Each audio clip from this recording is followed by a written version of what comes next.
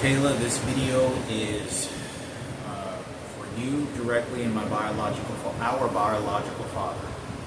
I don't know if you're ever going to get this in life, but I bought you this item, and I'm going to talk about what this item represents. I bought my mother the same exact item, but I have no contact with my mother. Her my mom's identical twin has been threatening me and harassing me and making real vile threats at me, crazy threats, and I can hear how she's enjoying it because someone is telling her to do it. And I know how they think. I'm telling you, they're just wishing me death. They're telling me, harassing me, basically telling me, and it's not my mother. It's not my mother. They will not let me contact my mother and speak to her in person, or even over the phone. So I have to pretend over the phone, whoever this is, and has been doing this to physically and mentally harm me as much as they can. They don't care about my life. I couldn't tell you how proud and glad that I didn't have my mother at that hospital, because if I had done that, that twin would have come and scolded me to the burning fucking death. Fuck you. Go die, you piece of shit. That's exactly what that person would have done, because this has been going on for a long time. And I want to say, I still love my mother. I know who she is. I know who she was, and everything that happened, and that's for her. I don't know who the fuck her identical twin is, who the fuck they think they represent and understand about my family.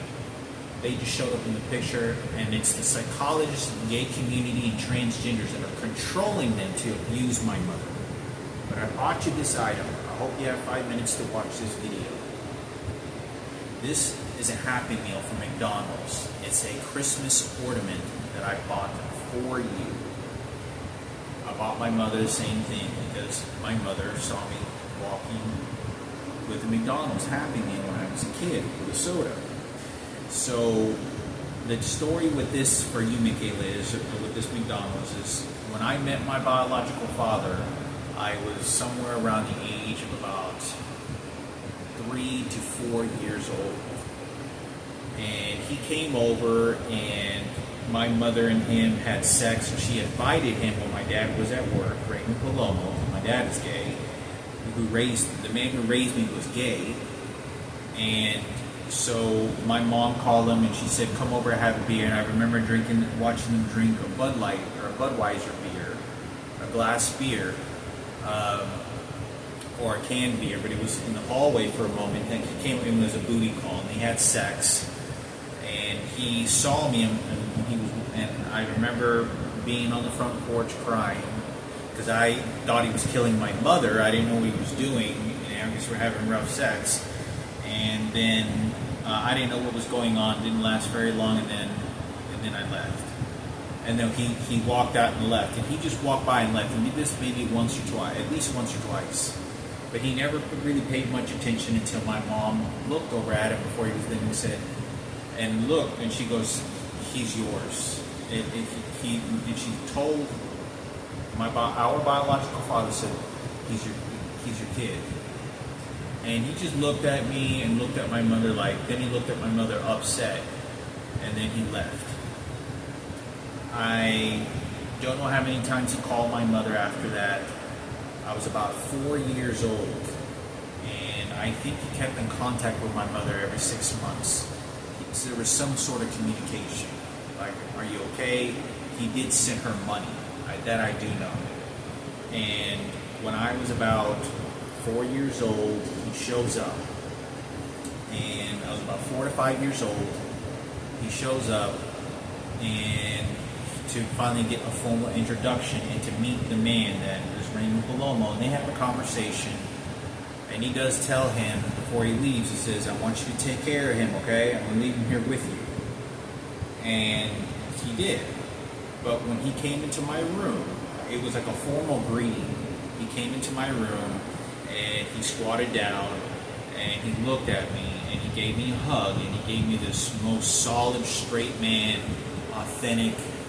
I was looking into the mirror of this man who was my father, who is our biological father. this man was like giving me something of like his spirit or his identity of a man, a person. And when he did this, I recall he showed up, he left, he talked to my mom. I talked about that my mom told him that his other daughter died.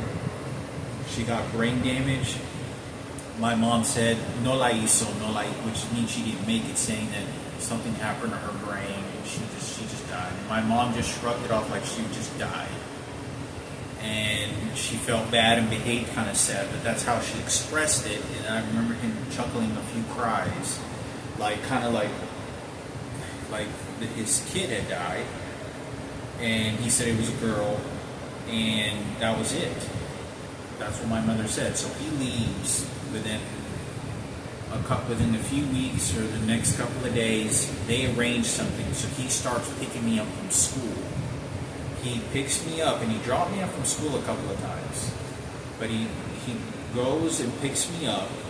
He picks me up from school, and when I was in first grade, this is around the same time that I met Michael Jackson. Exactly the same time that I met Michael Jackson, right around that time. And within a 5-month radius, I met Michael Jackson. It was right around that time, because it was summertime, or right before summer. It was between January and August. And he picked me up for about a week. He tries to go to my first grade class. The first grade teacher is basically shrugging him off to saying, who the fuck are you? And he has to tell the teacher, he goes, that's my kid. He goes, that's my son. And he has to look and like threaten her, not threaten her, but say it in a very firm way, saying, that's my son. And he tells her, and like, because I don't know if this person was a lesbian, I don't think they were transgender, I don't know, but I just know that this person didn't want to seem to feel comfortable and give me up.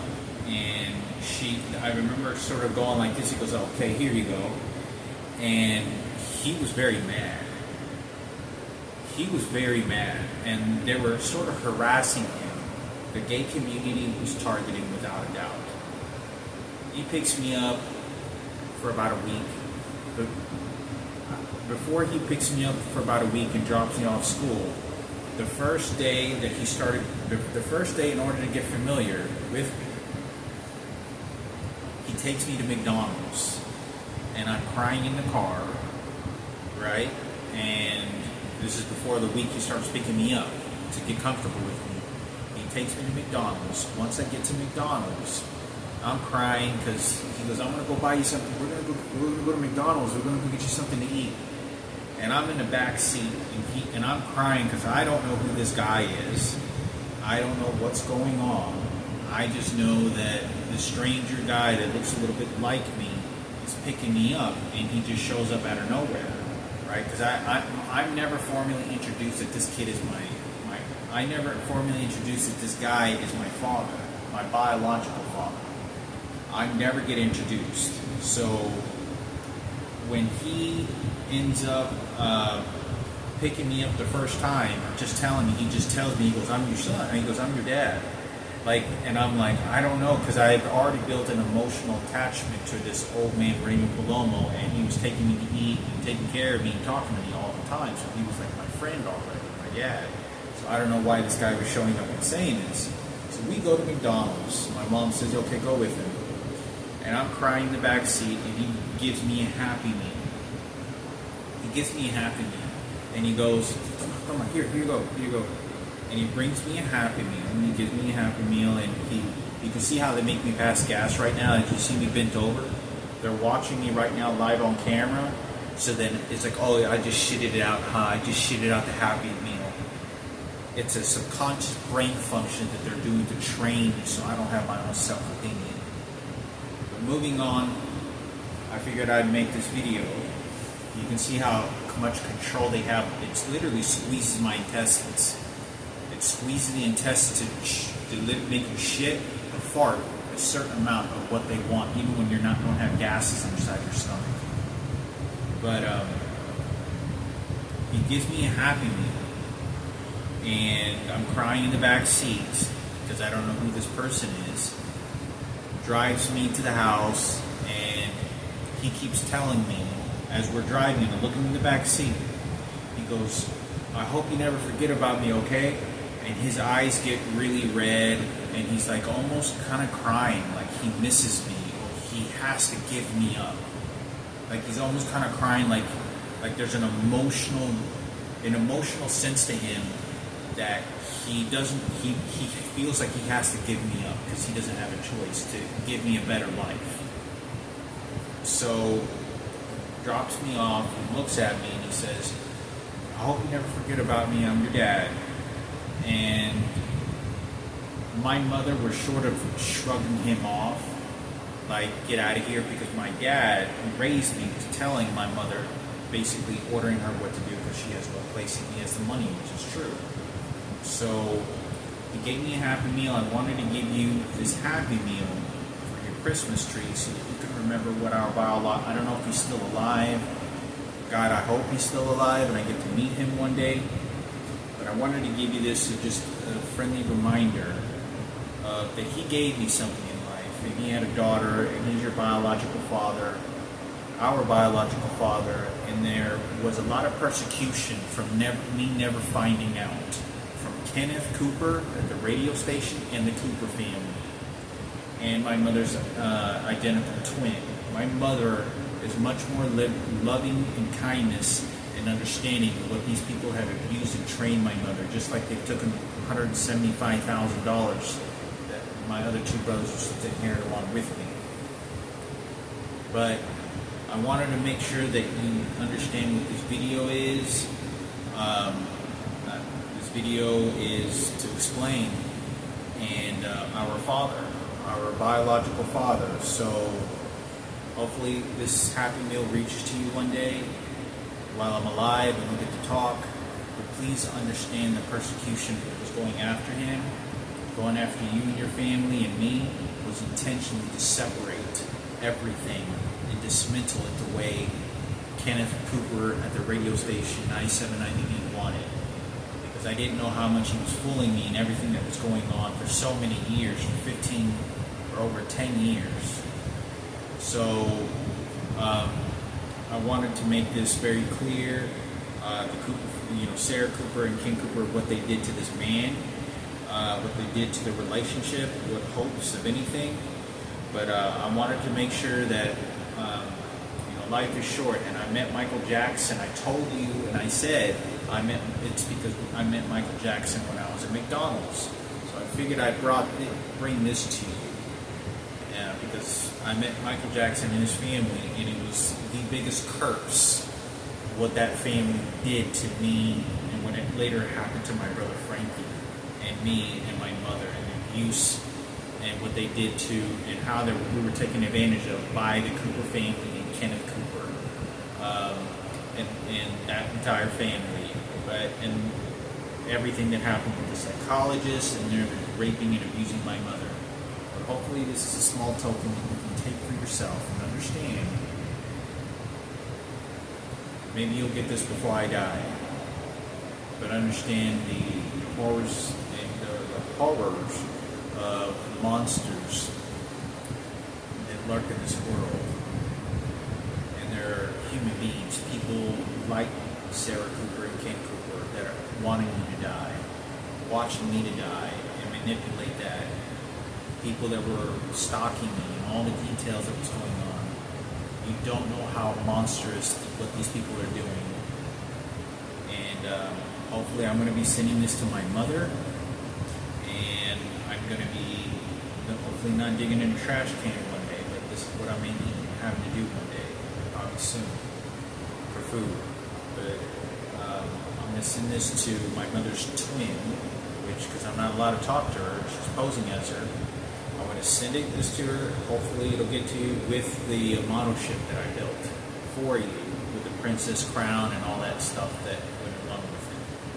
So I don't know if it's ever going to reach you. I don't know if it's going to be allowed to be sent to you. I hope it does one day. So take care, and I love you, Mikayla. You take care.